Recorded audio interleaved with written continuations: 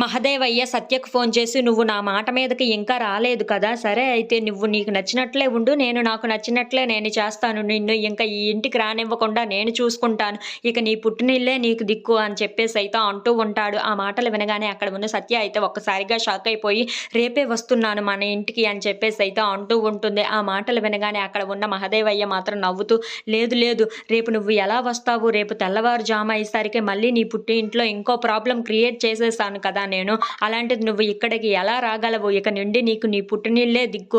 మరి ఈ ఇంటికి రావడానికే వీలు లేదు" అని చెప్పేసైతే అంటూ ఉంటాడు. ఆ మాటలు వినగానే అక్కడ ఉన్న సత్య అయితే ఒక్కసారిగా షాక్ అయిపోతూ ఉంటుంది.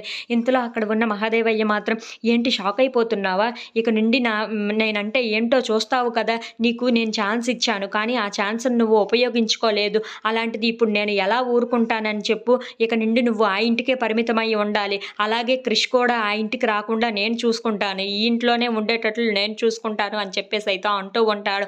ఆ మాటలు వినగానే అక్కడ ఉన్న సత్య మాత్రం, "అలా ఎలా జరుగుతుందో నేను కూడా చూస్తాను మావయ్య" అని చెప్పేసైతే అంటూ ఉంటుంది. ఇంతలో అక్కడ ఉన్న వాళ్ళ మామయ్య మాత్రం, "చూడు మరి" అని చెప్పేసైతే అంటూ ఉంటాడు. If you like this video please like, share and subscribe.